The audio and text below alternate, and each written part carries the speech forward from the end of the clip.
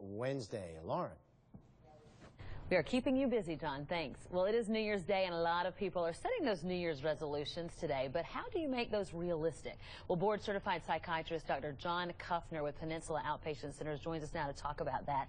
And it's important that we do make these realistic, isn't it? Well, the first problem is having resolutions once a year. I mean, a year is such a long time that, like, so much can change between in the course of 365 days.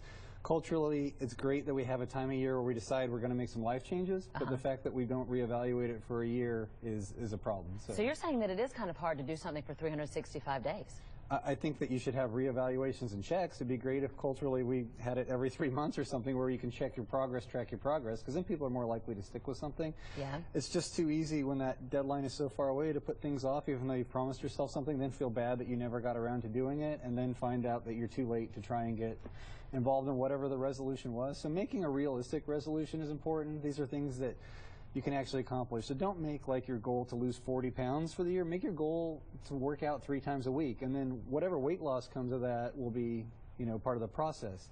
Right. I would say make them more public, like put them on the refrigerator. The things that we put out to the world, we tend to follow through with a little better. Okay. So put on the refrigerator to remind you and those around you, hey, I'm doing this. I'm committed to it. An app for your iPad where you can check things off and show that show yourself that you're really committing to whatever life changes you wanted to make. How often should you do that check that you're talking about? Maybe once a month? Well, no, at least weekly. Depends on what the goal is, but like for weight loss and stuff, you really got to keep on yourself. Like if you're in the habit of going to the gym 3 times a week, you're going to keep up on that.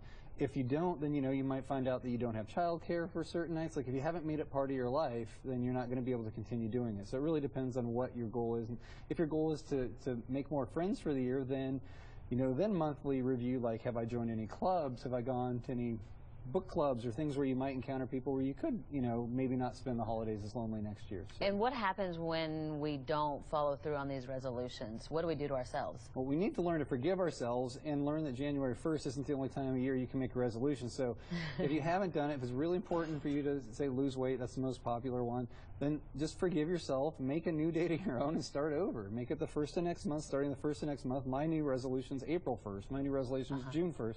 And, just run it that way. Yeah, some great tips. All right, thank you so much for joining us. We'll have you back soon. All right, maybe to talk about our resolutions and how they're going. All right. All right, we'll be right back after this.